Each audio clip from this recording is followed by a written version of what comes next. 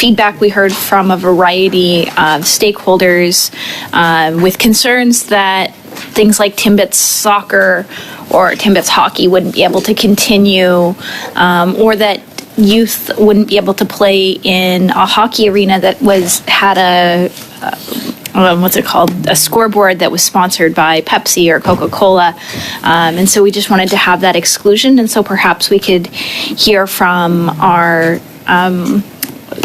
witnesses to hear if this would actually achieve that goal and if there were any possible problems in it.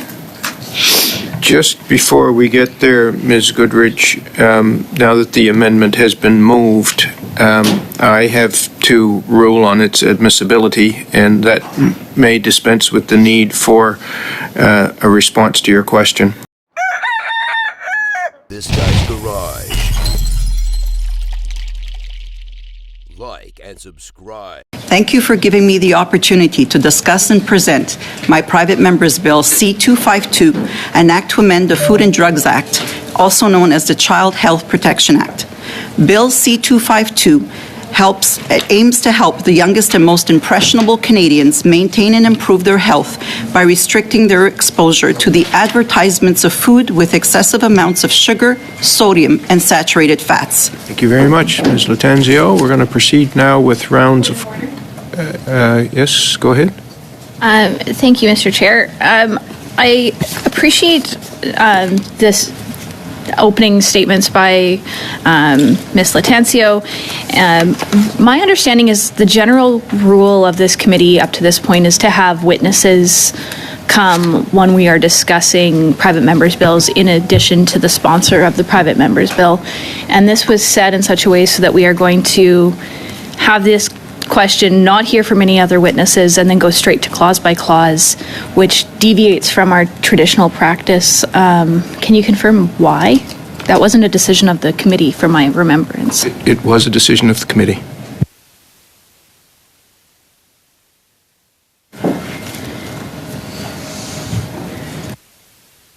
Mr. Davies? One of the few advantages of being a grizzled veteran is I have some corporate memory of this issue. In 2018, the Child Health Protection Act, which covered this issue, was introduced by Senator Nancy Green-Rain, and that act came to this committee. It was considered by HESA in 2018. At that time, we heard from 18 witnesses. We received 16 written briefs. And that bill was also reviewed by the Senate Standing Committee on Social Affairs, Science and Technology. They heard from 22 witnesses and received 12 written briefs. The bill had very strong support in the House of Commons and initially unanimous support in the Senate before the bill died on the order paper because of the 2019 election. So I just think it's important for all members of the committee to realize and note that we have had this issue very well canvassed and heard from stakeholders as well. That might reassure my colleague. Thank you, Mr. Chair. And I appreciate that this bill in a similar format came forward and was there back in 2018, but there are parliamentarians that were elected since that point in time, such as myself, and while I have gone through and seen some of those concerns, we're not dealing with the same time frame and we're not dealing with the same exact issues. And so I think that it's incumbent upon us to make sure that we're always looking at these bills and treating them with that new factor. Had there been a brief prepared for this committee with all of that previous information and every single witness and et cetera, and that been the answer rather than having witnesses and had that conversation while we were in a meeting, perhaps I could accept that as an answer, but to just say, oh, because we've studied this before, we're going to choose not to study it this time, just trust us. I'm of the opinion that we need to move forward. We frankly need to move quickly. We've heard from the organizations with concerns, and I think just because I wasn't elected prior to 2019 doesn't mean that information is not available to me. It is quite thoroughly, and I've had a look at some of those conversations. And from my perspective, and I think my colleagues on this side agree, I'm good. If this private members bill was completely flawless, we wouldn't have a pile of amendments coming from the government. So I would just propose that we defeat this motion. We're not going. There's nothing to be served from hearing from one witness next week, or this week, or frankly any other time. And you know what? At the end of the day, if you don't like the bill, vote against it. Dr. Ellis? Well, thank you, Chair. I guess the message is clear here that we don't need this committee anymore. All we need is Mr. Davies and Mr. Vancouverton to give us all the information so that we could simply allow the costly coalition to figure out how we should do things here. I'm not a fan of that. I mean, again, I'll point back to the fact that we always have had witnesses. I wasn't here in 2018. I don't have, quite frankly, the time to read 5 years of Hansard to figure out exactly what was said, but I understand that Mr. Vancouverton can sit around reading 5 years of Hansard, obviously. But that being said, you know, I think the issue here is what's fair. And if it's fair, then let's do it. And if it's not, let's move on. Let's vote. I don't particularly want to have Mr. Davies and Mr. Vancouverton telling this committee how to work. And I think we need to hear from witnesses. If people don't agree, let's vote. Let's move on. Guess who's been talking out the clock? It's not this side of the House, it's that side. Mr. Davies. Against. Yeas pour 4, nays contre 7. So the motion is defeated, and we are now going to move to clause-by-clause consideration of the bill. Just to speak very briefly to this amendment, this is in result of feedback we heard from a variety of stakeholders with concerns that things like Timbits soccer or Timbits hockey wouldn't be able to continue, or that youth wouldn't be able to play in a hockey arena that had a scoreboard that was sponsored by Pepsi or Coca-Cola. And so we just wanted to have that exclusion. And so perhaps we could hear from our witnesses to hear if this would actually achieve that goal and if there were any possible problems in it. Just before we get there, Ms. Goodrich, now that the amendment has been moved, I have to rule on its admissibility, and that may dispense with the need for a response to your question. Bill C-252 amends the Food and Drug Act to prohibit food and beverage marketing to persons under 13 years of age. CPC 1 seeks to promote healthy lifestyle in children through sports and athletic programs, which is not contemplated in the bill. As the House of Commons Procedure and Practice 3rd edition states on page 770, an amendment to a bill that was referred to committee after second reading is out of order if it is beyond the scope and principle of the bill.